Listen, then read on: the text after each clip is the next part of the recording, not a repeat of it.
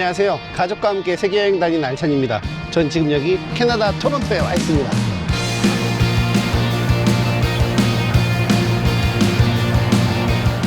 작년엔 저희가 유럽을 1년 동안 돌았고요. 올해는 이제 아메리카 대륙을 돌려고 합니다. 그러면 오늘은 캠핑카를 어떻게 여기까지 보내고 어떻게 찾았는지 그 말씀을 한번 드려볼게요. 원래는 10일 걸린다 그런 게 이게 또 한참 더 걸리더라고요. 이것도 차 찾는 게 원래 두근두근 하긴 했지만 남한테 뭔가 제 차를 받는다는 게 어려울 거라 생각했지만 역시나 그렇게 그렇게 수월하진 않았습니다. 그리고 처음으로 그냥 일반 여행자처럼 차를 렌트해서 숙소에서 3박 4일 동안 여행을 해봤습니다. 차 안에 칸막이를 설치했거든요. 하도 도난이 많다 그러니까 그것도 또 예상과 달리 전혀 예상 못했습니다. 그리고 비용이 이게 환율이 어쩔 수 없이 세계 여행자다 보니 그것 때문에 좀 많이 힘들었습니다. 그리고 또 들어가는 게 비밀번호로 돼 있어요. 비밀번호를 제가 안 알려드렸거든요. 근데 이건 또 예상치 못하게 다른 사건으로 나왔습니다. 그러면 제가 자세히 하나씩 한번 얘기 드려볼게요. 첫 번째 업체 예약, 그 다음에 두 번째 차 준비, 세 번째 차 갖다 맡기기, 네 번째 캐나다로 날아가기, 이동하기, 다섯 번째 차 찾기, 그리고 마지막으로 부탁 말씀, 이렇게 순서대로 해보겠습니다.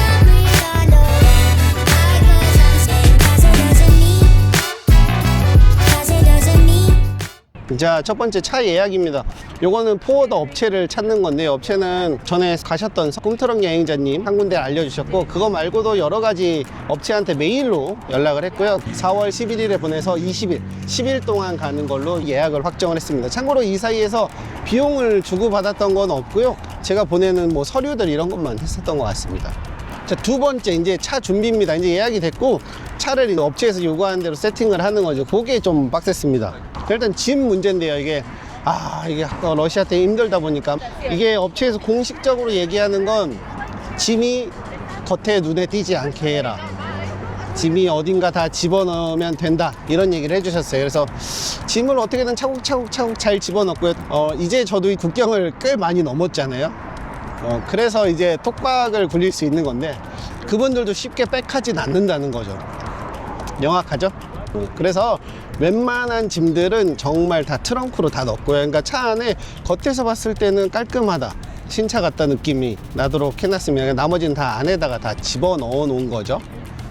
그렇게 해서 트렁크에다가 죄다 트렁크를 진짜 꽉 채워서 안에 있던 짐들 다 채웠고요. 그 다음에 이제 또 어려운 칸막입니다. 유럽 여행을 할 때 만나는 사람마다 너 아메리카 간다고? 너 그 배에서 도난 엄청 많대. 도난 진짜 준비 잘해야 돼 라고 해서 진짜 고민 많이 했어요. 어떻게 하면 차에 데미지를 안 주고 이 일회성 요거를 어떻게 하면 차에다가 뭐 나사받거나 이러지 않게끔 어떻게 할까 해서 저희 행거 같은 거 그거 구입해가지고 칸막이를 설치했습니다. 자, 이제 차 맡기는 겁니다. 업체에서 이제 연락이 오는데요. 저는 벨기에 앤트워프에 있는 포트로 갖다 맡겼고요.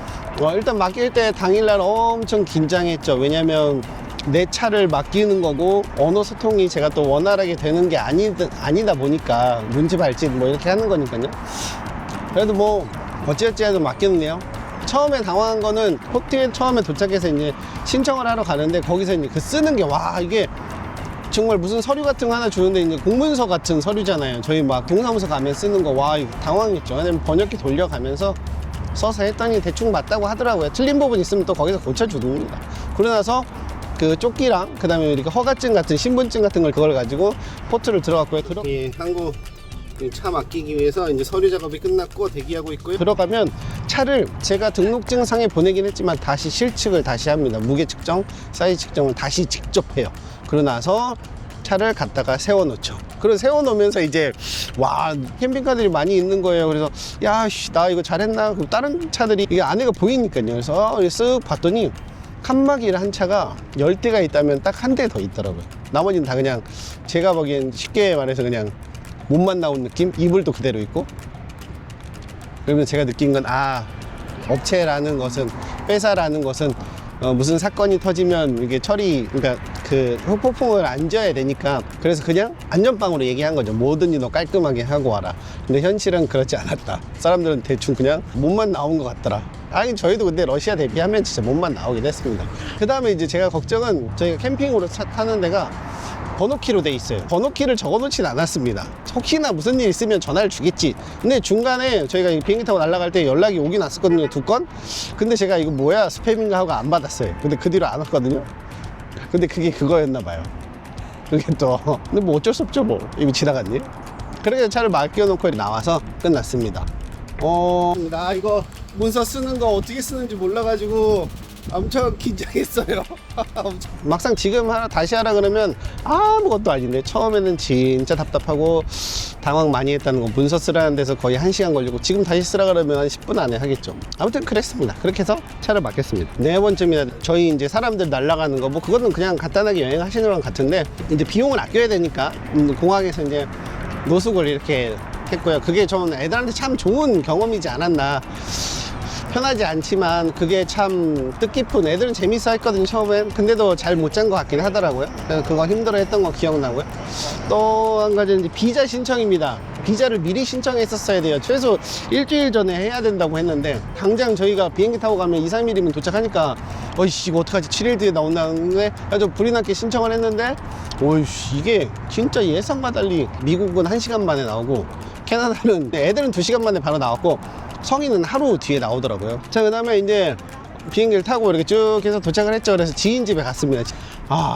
진짜 편하게 쉬었습니다. 저희는 원래 이제 지인 집에 한 10일 정도 있으려고 생각했는데 이게 또 예상과 달리 배가 계속 지연되는 거예요. 그래서 덕분에 지인 집에 15일 편하게 있었습니다. 건물 32층에 안에 수영장도 있고 막 이런 데에서 살아봤거든요. 하면서 정말 여유롭게 몬트리올 관광하면서 즐겁게 있었습니다. 그 다음에 이제 해상보험, 차가 출발하고 나면 저한테 총 견적서와 그 다음에 해상보험, 그 다음에 자동차 보험 막 이런 것들을 안내해줘요. 첫 번째가 이제 해상보험이었는데 차가 이제 배 타고 올 때 무슨 일이 있으면 보상해준다. 그건데 10일이고 비용이 그때 한 30만 원 이랬던 것 같은데 고민하다가 안 했습니다. 그냥 보험은 뭐 무슨 일이 있었을 때 하는 건데 여태까지 뭐 차 타고 유럽에서 16번을 이동했는데 문제가 전혀 단 한 번도 없었거든요. 그러니까 이번에도 없을 거다라고 생각했죠. 그랬습니다. 그래서 안 했습니다. 또 한 가지 이제 비용인데 비용이 근데 환율이 많이 올라가지고 그때 환율이 1646원이었거든요. 그래서 송금 비용은 총 636만 5천 원을 송금했다. 차 이동하는데 엄청 비싸죠. 근데 할 수밖에 없는 거죠. 그리고 또 지금 와서 여기 캐나다 와서 생각해보면 숙박비만 해도 600만 원 정도 한 달이면 빠지는 것 같습니다. 그러니까 한 달 이상 저희가 있을 거기 때문에 당연한 비용 지출이었다. 이렇게 생각하면 한국에서 러시아 가는 게 왜 이렇게 비싼지 모르겠어요. 그 다음에 이제 여기 캐나다 북미 지역에 보험을 가입을 했습니다. 그 차를 보내준 업체에서 메일에다가 요런 게 있다라고 해서 그 사이트로 들어가서 가입을 했습니다. 여러 가지 뭐 조항이 있는데 그 다음에 책임보험 정도로 가입을 했어요. 쭉 지인 집에서 있다 보니까 이제 포워더, 여기 캐나다에 있는 포워더로부터 너 차 이제 곧 도착할 것 같아 연락이 왔습니다. 28일에 찾을 수 있다고 했어요. 8일에 갖다 맡겼고 그게 20일이 걸린 거죠. 그쵸? 어떻게 된 거냐면 이게 차가 보내는 기간이 원래 10일에서 15일이 걸렸고요. 또 도착한 다음에 세관에서 검사하는 시간이 있잖아요. 그게 이제 보통 영업일 기준으로 이틀이래요. 그러니까 토요일, 일요일에 껴있어서 총 20일이 걸린 겁니다. 아무튼 그 연락을 받고 이제 가자라고 해서 저희 원래 계획은 몬트리올부터 할리팩스까지 1000km가 넘거든요. 1000km가. 오씨 엄청 멀죠. 그렇죠? 비행기로 하려고 했는데 비행기 값이 한 사람당 40만 원인 거예요. 둘이 해서 80이면 하겠는데 이게 넷이다 보니까 160인 거예요. 너무 크다라고 해서 고민하고 있다가 그래 이참에 한번 그냥 차로 한번 여행을 해보자 라고 해서 일반 렌트카와 숙소를 예약했더니 오히려 140? 충분히 싸더라고요. 그래서 렌트카를 빌렸습니다. 진짜 일반 여행자들처럼. 그러니까 이런 거죠. 몬트리올 비행기 타고 여행 가서 그 퀘벡주 할리팩스까지 여행하기 3박 4일. 좀 짧긴 하더라고요. 아무튼 차를 빌려서 운전했고요. 오랜만에 이 승용차 싸진 미니한 차를 운전했는데 너무 편하더라고요. 요즘 차들은 그런 건가요? 이거 크루즈도 있고 그 다음에 거기다가 차선도 잡아주고 이건 뭐 운전 거저먹더라고요. 저는 솔직하게 편했는데 가족들은 그렇지 않더라고요. 편하게 숙소하면서 이제 할리팩스까지 1000km 3박 4일 동안 운전해서 갔습니다. 좋았습니다. 자, 이제 드디어 할리팩스에 도착했습니다. 근데 제가 해야 될 게 뭐냐면 3가지 단계가 있어요. 첫 번째는 포워더 가서 서류를 받는 겁니다. 이 서류는 뭐냐면 세관에 신고하는 서류랑 그 다음에 차 찾으러 그 항구에 갔을 때 항구에다 제출하는 서류를 대행으로 만들어주는 거예요. 그 다음에 세관 가서 세관 신청하고, 그리고 세 번째로 그 포트에 가서 차를 찾는, 이렇게 세 가지 단계. 그리고 렌트카까지 반납, 이렇게 네 가지를 해야 됐었네요. 첫 번째 이제 포워더 가서 나 왔다. 너 패스포트 줘. 패스포트 주니까 앉아 하고 서류 주고 갔어요. 거의 그냥 1분 내에 스킵. 그리고 15만 원, 그러니까 150 캐나다 달러를 냈습니다. 근데 편했어요. 다시 하라 그러면 할 수 있겠지만 쉬웠다. 저한테 편했다. 좋았다. 그러고 나서 이제 다시 차를 끌고 그 세관으로 갔습니다. 세관 가서 그 포워드에서 준 서류를, 그러니까 제 차에 대한 신고를 하는 거죠. 나 차 이런 차 갖고 오고 이런 거야 라고 해서 서류를 제출했거든요. 저는 그냥 끝날 줄 알았는데 세관에서 직원이 물어보는 거예요. 인터뷰를 합니다. 당황했죠, 엄청. 너 차에다가 음식물 갖고 온 거 있니? 동물 가지고 왔니? 그 다음에 술 같은 거 갖고 왔니? 제가 딱 봐도 술 안 좋아하게 생겼는데 무슨 말 하는지 모르겠더라고요. 아무튼 이런 인터뷰를 해요. 너 왜 안 일하러 온 거 아니니? 막 아니다 모르는 건 소리 한번 하고 하니까 다 이렇게 물어보고 하면서 잘 대답을 했던 것 같아요. 웃으면서 친절하게 해주셨습니다. 급당황했어요. 하지만 어쨌든 다 된다. 들이대니까 된다. 쏘리 하면 좀 더 쉽게 쉬운 영어로 설명해 주시니까 다 됩니다. 그렇게 해서 통과를 하고, 그 다음에 이제 드디어 이제 서류를 가지고 포트로 갔습니다. 이게 좀 어려웠었어요. 그게 또 절차를 잘 모르니까 저것도 찾는 것도 어려웠어요. 입구 어디로 들어가는 거야 모르니까 다 어려운 거죠. 그래서 그걸 서류 챙겨가지고 거기로 갔어요. 그 무슨 건물 같은 데서 주니까 너 차 찾으러 왔어? 오케이 하더니 제 신분증 주니까 그거 확인하고 나서 무슨 그 출입 카드 같은 거 줍니다. 형광조끼 있고 들어갔죠. 그래서 그 보안 직원이 승용차로 태워서 어디까지 그 제 차 있는 데 근처에다 가서 내려줍니다. 거기 가면 또 작은 사무실이 있어요. 근데 거기 가서 이제 다시 또 서류 주니까 거기서 이제 아마 차 관리하시는 분인 것 같아요. 그러니까 보안 요원 말고 그분이 너 차 찾으러 왔어. 오케이 일로 와봐 하더니 차를 제 차 있는 데로 데려가고 드디어 이제 제 차를 만났죠. 그러면서 이제 너 차 문제 있나 확인해봐. 쭉 제가 한 바퀴 돌았는데 전혀 겉에 외형상 문제 없었습니다. 오케이 문제 없다. 그럼 오케이. 그럼 자 저기 차 안 키 있으니까 그거 가지고 가면 돼. 끝 하기 전까지 엄청 어려울 줄 알았는데 끝. 그냥 오케이 너 그거 찾아가서 가면 돼. 들어왔었는가 이게 궁금했거든요. 번호키를 물어본 적이 없는데, 그리고 칸막이가 돼 있는데, 그러니까 들어오는 방법은 운전석으로 들어와서 칸막이를 부수고 넘어가든가, 그거 말고는 이제 열 수가 없으니까. 그래서 확인했더니 제가 봤을 때는 바닥이나 막 차 내부 상태를 봤을 때 안 들어온 것 같아요. 안 들어왔다고 확신할 수 있습니다. 바닥에 발자국이 없거든요. 원래 세관 직원들은 신발 벗고 들어오지 않습니다. 여기 거는 다 신발 신고 다니는 거기 때문에 무조건 이게 남는데 하나도 없이 깨끗해요. 그러니까 그 말은 안 들어왔다는 거죠, 바닥에. 그때 생각했을 때 이때 연락 준 게 비밀번호 물어본 거구나 라고 했지만 안 알려줬고 어쩔 수 없으니까 그냥 배달이 왔다. 뭐 저는 그랬다는 겁니다. 제가 이렇게 부족해서. 그러니까 뭐 팁은 아니고요. 그랬다는 거죠. 그래서 뭐 안에 검사한 것도 없고, 트렁크도 그대로 있을 거예요. 뭐 짐을 내리거나 이런 흔적이 없어요. 왜냐면 짐을 내렸다면 저희가 올려놨을 때랑 다르게 돼 있었는데 그대로 있더라고요. 전혀 문제 없이 그렇게 해서 차를 찾았습니다. 캐나다부터 올해 1년간은 이렇게 쭉 남미까지 한번 내려가 보려고 합니다. 걱정 많죠? 중미 남미에 비행기로 여행 갔다 오시는 분들은 너 그쪽 위험하다라고 하시는 분들이 있어요. 제가 추측해 본 바로는 가이드나 이런 분들의 이야기를 듣고 인터넷이나 이런 정보를 통해서 그런 얘기를 이제 확정해서 얘기하시는 것 같고, 실제로 세계 여행을 하시는 분들한테 얘기를 들어보면 괜찮다고 합니다. 제가 아무리 생각해봐도, 논리상 생각해봐도 국경 주변에 대로변에 무슨 이런 나쁜 사람들이 활개친다, 그걸 가만히 둔다 라는 건 그 나라 질서 자체가 유지가 안 된다는 말이거든요. 나라를 유지하려면 그 정도는 지키니까, 후미진 데나 뭐 어두운 데는 그럴 수 있죠. 그래서 그런 걸 믿고 걱정되지만 도전해보려고 한다. 캐나다를 맛보기로 말씀드리면 브이로그 편에서 얘기를 자세하게 했지만, 이게 캐나다 느낌이 어떠냐? 라고 하면 한마디로 잘 사는 러시아 같다? 그렇죠. 이렇게 얘기하면 좀 뭔가 이상한데, 그냥 이런군요.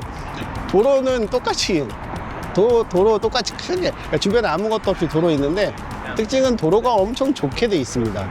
가는 거 오는 거 따로 이렇게 분리가 돼 있어가지고 운전하기 편하고 차 폭도 넓고요. 그리고 포트홀이 있긴 있는데 그 하이웨이라고 하는 그 큰 도로에서는 그렇게 많지는 않았던 것 같아요. 그리고 또 이제 중간중간 휴게소가 좀 더 거대하게 좀 더 많이 활성화돼 있다. 그러니까 그 러시아에서는 특히 이제 동쪽 부분에서는 하나 휴게소 하나 딸려 있고 화장실 하나 있는 분위기인데 여기는 다 한국에 있는 고속도로 휴게소 그 느낌 납니다. 그래서 너무 편하게 다니고 있는 것 같아요. 벌써 지금 캐나다 할리팩스부터 여기 토론토까지는 꽤 걸리거든요. 그것도 차츰차츰 브이로그 편으로 올려보겠습니다. 기대해 주세요. 휴, 아휴 어렵다. 자, 이제 부탁 말씀입니다. 여기까지 들으셨으면 꼭 해주셔야 돼요. 꼭. 왜냐면 이제 제가 영상 편집을 하면서 브이로그 편집을 하는데 이게 맞는지 모르겠더라고요. 그리고 더 나은 방법은 뭘까? 어떻게 해야 될까? 이게 고민이 엄청 됩니다. 저희 여태까지 많이 보셨을 테니까 밑에 댓글에다가 브이로그 이렇게 영상 하고 있는 거 어떻다, 이런 방면으로 하면 좋겠다, 조금 이동샷 이런 거는 좀 드러내는 게 좋지 않을까, 이야기하는 부분은 드러내지 않을, 그러니까 그 자연스러운 그 말들을 들어보고 싶습니다.